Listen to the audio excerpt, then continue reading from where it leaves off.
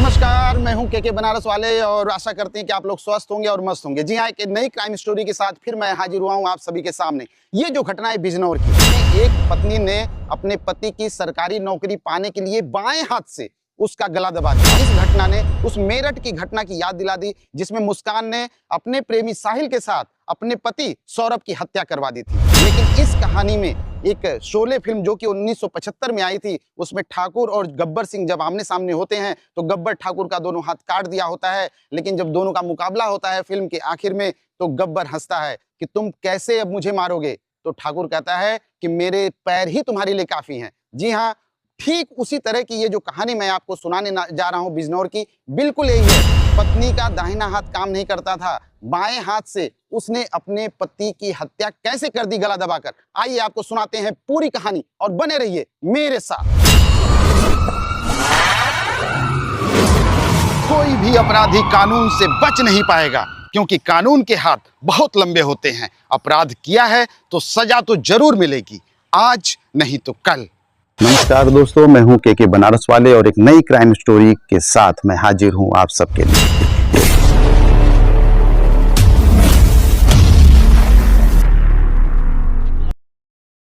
दोस्तों, ये जो जिला बिजनौर की कहानी मैं आपको सुनाने जा रहा हूं, जिसमें एक महिला है जिसका नाम है शिवानी। ये 4 अप्रैल 2025 की घटना है। 4 अप्रैल 2025 और दोपहर 1 बजे का एक वाकया है। शिवानी फोन करती है अपने देवर को दोपहर 1 बजे। शिवानी अपने देवर से रोकर ये कहती है कि उसके जो भैया हैं वो कुर्सी पर बैठे हुए थे और अचानक गिर गए और उनको हार्ट अटैक आ गया।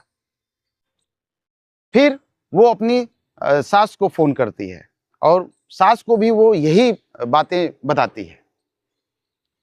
फिर वो अपने पति के जो रेलवे में नौकरी करने वाले जो कर्मचारी जो उसके साथी हैं उनको फोन करती है और रो रो कर फिर यही बातें उन सभी को बताती हैं कि जो उनका जो पति है दीपक, वो कुर्सी पर बैठा हुआ था और अचानक गिर गया, उसे हार्ट अटैक आ गया। जी हाँ, ये घटना जो है थाना जो नजीबाबाद है, बिजनौर में थाना नजीबाबाद, और उसमें एक कॉलोनी है आदर्श नगर। आदर्श नगर के कॉलोनी में ही एक प्राइवेट रूम लेकर ये जो महिला है अपने पति और एक 6 महीने के बच्चे के साथ वहीं पर रहती थी। और दोपहर 1 बजे उसने सभी को ये फोन किया और ये बातें बताई और वो खूब रो रही थी।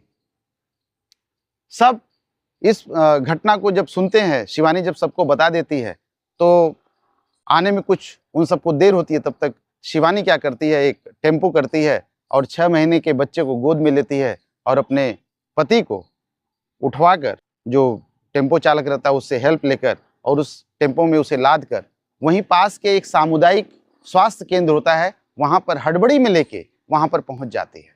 और अभी तक जब इस घटना को उसने अपने देवर, सास और उसके पति के जो दोस्त साथी थे, जो कर्मचारी थे वहाँ काम करने वाले रेलवे में, चूंकि वो जो दीपक था इसका पति वो रेलवे में ही काम करता था, तो उसके सारे जो दोस्त थे तो उनको भी बताती है। लेकिन अभी तक उस सामुदायिक केंद्र पर कोई पहुंचता नहीं है।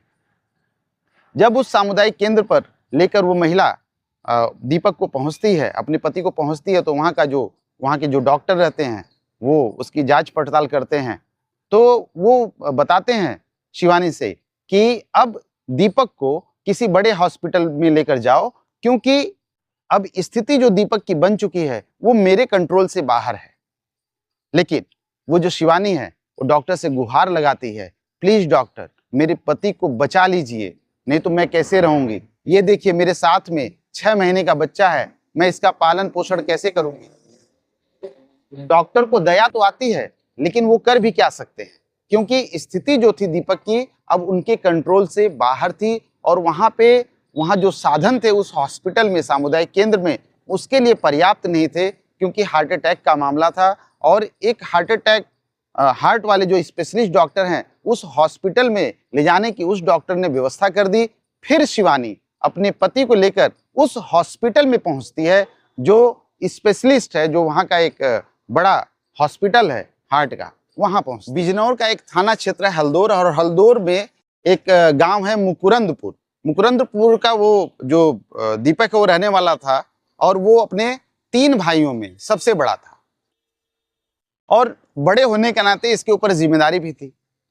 तो 2021 में ये सीआरपीएफ में भर्ती होता है। वो मणिपुर में अपनी नौकरी करता है, मणिपुर में इसकी नौकरी लग जाती है और परिवार भी खुश होता है कि चलो घर का जो बड़ा बेटा है अब कमाने लग गया है, तो सब कुछ ठीक है, और वो अपनी जिम्मेदारी भी निभाता है। लेकिन 2021 में वो मणिपुर में नौकरी तो करता है, लेकिन वहाँ पर उसका मन नहीं लगता है, क्योंकि सीआरपीएफ की नौकरी सबको नहीं भाती है। फिर ये अपना चाहता है कि एक ऑफिस में अगर इसकी जॉब लग जाए तो वो बेहतर होगा और ये अपने परिवार के साथ वहाँ पर आराम से अपना जीवन गुजर बसर कर सकता है। रेलवे की एक भर्ती निकलती है 2023 में, ये परीक्षा देता है रेलवे की नौकरी का, और 2023 में परीक्षा देता है, फिर ये एग्ज़ाम को क्रैक कर लेता है और टेक्नीशियन में रेलवे में इसकी नौकरी लग जाती है। नौकरी लगने के बाद इसे ऑफिशियल वर्क मिल जाता है और वहाँ से वो इस्तीफा देकर और इस रेलवे की नौकरी में वो आ जाता है। और चूँकि इसकी मनपसंद की नौकरी अब इसको मिल चुकी है, तो इसलिए और घर पर भी रहने का इसको मौका मिल जाता है, इसलिए वो जो दीपक है बहुत खुश हो जाता है।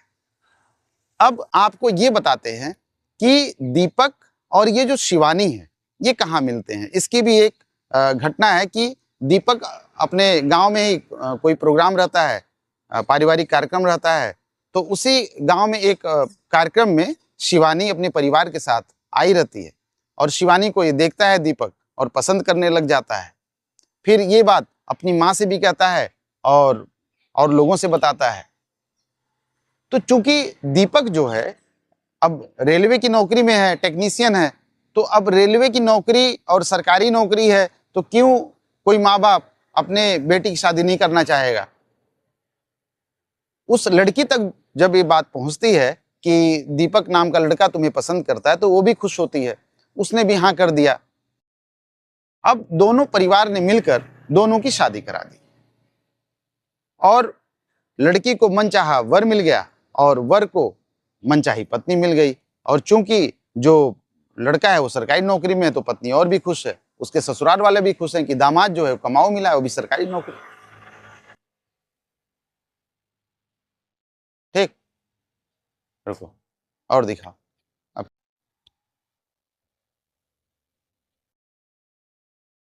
अक्टूबर 2024 में जब दोनों की शादी तो पहले ही हो जाती है, अक्टूबर 2024 में इनका एक बच्चा होता है और लड़का होता है, बहुत क्यूट होता है, पति पत्नी बहुत खुश हो जाते हैं।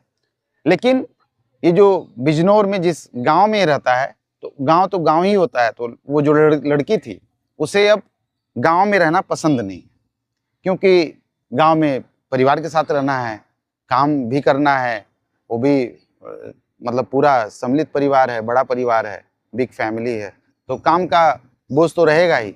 और ये शिवानी को नामंजूर होता है कि वो अब गांव में नहीं रहना चाहती, क्योंकि गांव में उसे ऐशो आराम से रहने के लिए नहीं मिलता है, एक जिम्मेदारी होती है, और वो चाहती है कि अपने पति को लेकर यहाँ से कहीं दूर चली जाए। क्योंकि उसका जो पति है वो सरकारी नौकरी वाला है, तो वो अब शहर में रहना चाहती है। अपने बच्चे का जो पालन पोषण है, वो चाहती है कि उसका बच्चा और वो छोटा सा जो 3 लोगों का जो परिवार है वो शहर में रहे। तो इस बात को लेकर वो दीपक से बार बार लड़ाई करती है कि मुझे तुम्हारे घर में, यहाँ गांव में नहीं रहना है। अब दीपक को इतना ज्यादा परेशान कर दिया जाता है कि दीपक ये तैयार हो जाता है कि ठीक है, मैं तुम्हें लेकर अब मैं बाहर जा रहा हूं, जहां पे मेरी नौकरी है, मैं आदर्श नगर लेकर तुमको चलता हूं। पति पत्नी दोनों आदर्श नगर चले जाते हैं अपने बच्चे को लेकर। तो वहां पे उसे एक सरकारी क्वार्टर मिलता है, चूंकि वो रेलवे में नौकरी करता है, तो वहां पर एक सरकारी क्वार्टर मिलता है। तो उस क्वार्टर में जो शिवानी है वो रहने के लिए मना कर देती कि भाई हमको इस क्वार्टर में, जो सरकारी क्वार्टर उसमें नहीं रहना है, हमको एक प्राइवेट और बढ़िया सा 3 BHK का एक हमको चाहिए, सेपरेट हमको व्यवस्था चाहिए, हमको फ्लैट चाहिए, क्योंकि भाई पैसा तो आ ही रहा है। तो शिवानी जिद करती है दीपक से कि हमको 3 BHK का फ्लैट दिलाओ, हम उसमें रहेंगे, हम भी थोड़ा सा हाई फाई बन के रहेंगे, सब कुछ बदलना चाहिए। तो दीपक के ऊपर इतना वो प्रेशर डालती है शिवानी कि उसको फिर वहां पर झुकना पड़ता है और वो आदर्श नगर में एक फ्लैट की व्यवस्था करता है। पति पत्नी और वो बच्चा उस फ्लैट में चले जाते हैं। अभी उस फ्लैट में आए हुए 1 ही महीना हुआ था और ज्यादा टाइम नहीं हुआ था। उस फ्लैट में आए हुए सिर्फ 1 महीना हुआ था। और दीपक जब अपनी नौकरी से, अपनी जॉब से जब वो वापस आता था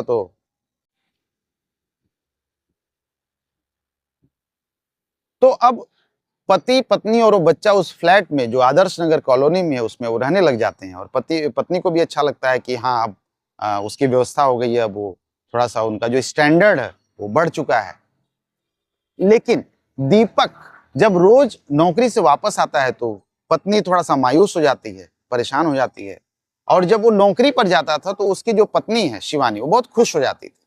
तो दीपक को ये जब वो हफ्ता 10 दिन वो अंदर बाहर किया कि मैं घर पे आता हूँ तो मेरी पत्नी बहुत मायूस हो जाती है, दुखी हो जाती है मेरे आने से, और जब मैं बाहर जाता हूँ तो मेरी पत्नी बहुत खुश हो जाती है।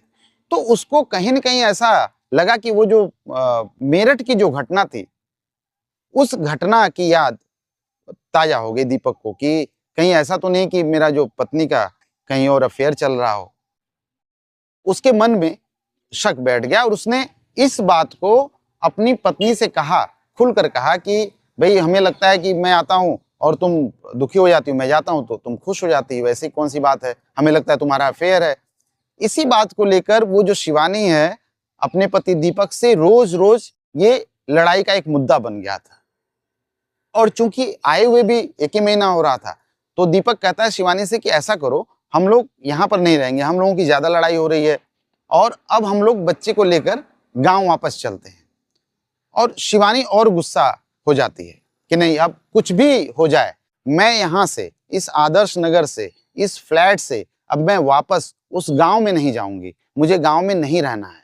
लेकिन दीपक कहता है कि मम्मी पापा का फोन आया था और इस बच्चे का मुंडन भी करवाना है, तो वहीं पे रह के हम लोग मुंडन भी करवा लेते हैं और वहीं पे आराम से हम लोग रह भी जाते हैं, हमारे लड़ाई झगड़े खत्म हो जाएंगे। लेकिन शिवानी को ये बात नामंजूर होती है, अब वो वापस नहीं जाना चाहती है।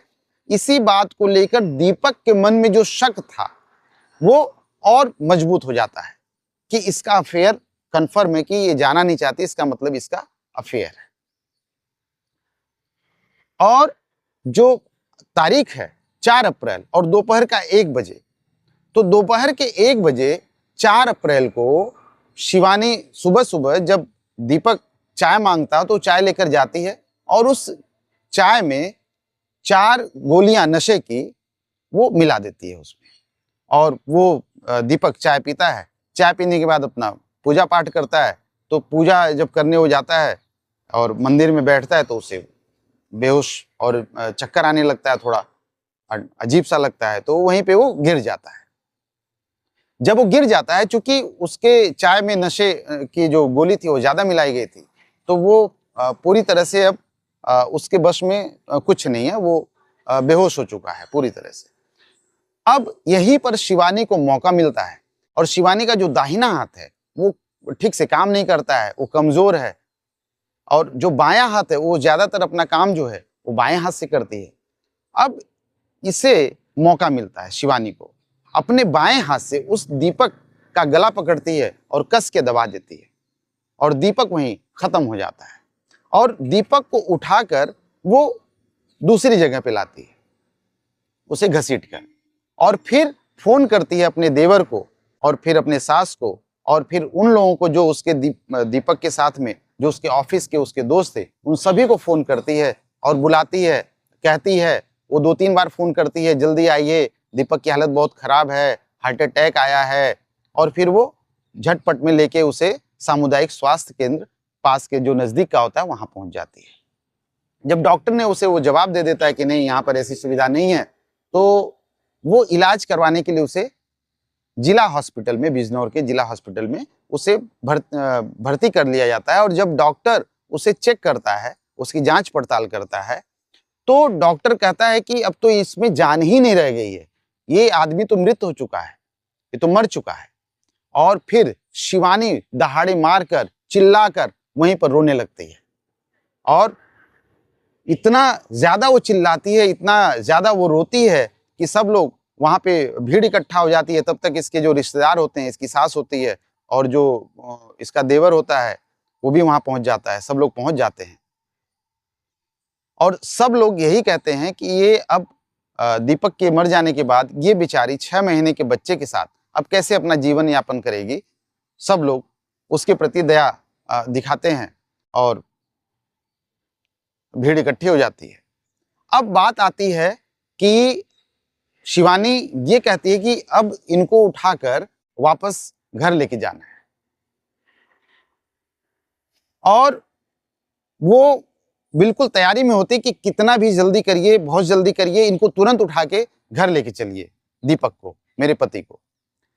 लेकिन वहीं पर जो शिवानी के जो चचिया ससुर होते हैं और शिवानी का जो देवर होता है, तो चचिया ससुर के दिमाग में एक बात आती है, उस मेरठ की घटना की याद फिर यहाँ पे ताजा होती है कि ऐसी कोई बीमारी तो इसको थी नहीं दीपक को, अचानक क्यों मर जाना। तो उनके मन में भी ऐसा आता है कि कहीं हो न हो, कहीं शिवानी का तो हाथ नहीं है इसके मर्डर में, इसके मृत्यु में कहीं शिवानी का तो हाथ नहीं है। उनके मन में एकाएक इस तरह के ख्याल आते हैं और शिवानी की जो जल्दबाजी होती है इसके वजह से वो और भी कंफर्म हो जाते हैं कि कहीं हमें लगता है कि इस शिवानी का ही कहीं न कहीं हाथ है। तब वहीं पर उसके जो चचिया ससुर होते हैं कहते हैं नहीं, पहले जो दीपक है, दीपक का पोस्टमार्टम होगा, पोस्टमार्टम होने के बाद तभी इनकी जो डेड बॉडी है वो घर जाएगी। तब वहीं पे वो जो उसकी पत्नी रहती है शिवानी, वो बहुत गुस्सा होती है और गुस्सा होकर कहती कि नहीं, कुछ भी हो जाए मेरे पति को घर लेके जाना है, क्योंकि पोस्टमार्टम में चीर फाड़ होती है, सब कुछ चीर दिया जाता है, उसके अंग निकाल लिए जाते हैं। मुझे अपने पति की चीर फाड़ नहीं करवानी है, प्लीज इसे घर लेके चलिए।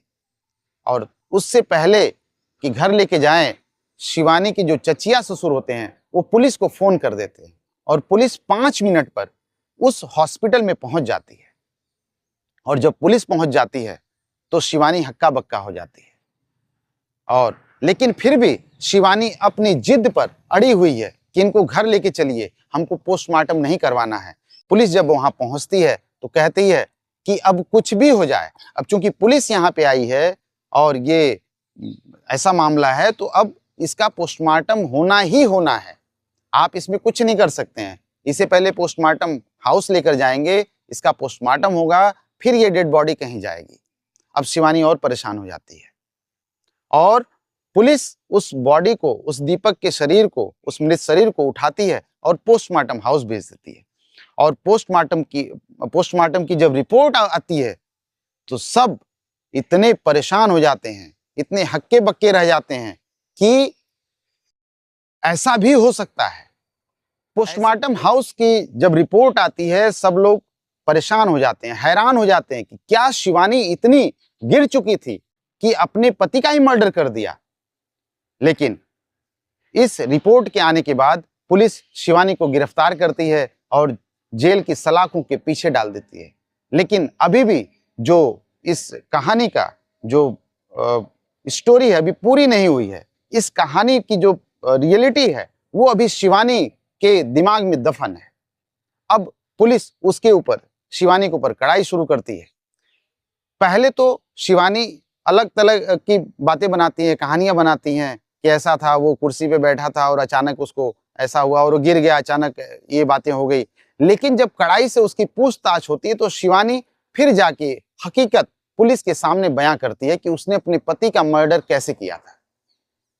और इस घटना से वहां के बिजनौर के लोग बहुत आश्चर्य में हो जाते हैं और फिर तरोताजा हो जाती है उस मेरठ वाली घटना की, जिसमें एक पत्नी ने अपने पति की हत्या अपने आशिक के साथ मिलकर कर दी थी। अब कुछ भी हो, मामला खुल चुका है, कहानी सबके सामने है।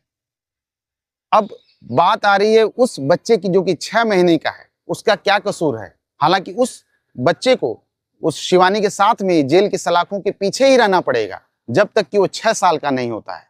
फिर राइट टू एजुकेशन के कारण उसे 6 साल के बाद वो जेल से बाहर आएगा। लेकिन उसका तो कुछ कसूर था नहीं, जिसे अभी 6 महीने का ही बच्चा है और उसे सलाखों के पीछे रहना पड़ जाता है अपनी माँ की वजह से। तो ये जो कहानी है, इस कहानी से हमें सीखने की जरूरत है कि कभी पति पत्नी में अगर लड़ाई हो, कोई बात हो, तो उसको खुल के सबके सामने रखना चाहिए। और किसी की जान लेने से अच्छा है कि प्यार मोहब्बत से बातें करके अगर ये अलगाव हो जाए, क्योंकि ये जो भारतीय कानून है आपको हक देता है आज़ाद होने का, और आप तलाक भी ले सकते हैं बिना किसी इस तरह की घटना को अंजाम दिए, तो आपको उस रास्ते पर चलना चाहिए ताकि ये मेरठ और बिजनौर वाली घटना फिर से दोहराई न जा सके। धन्यवाद।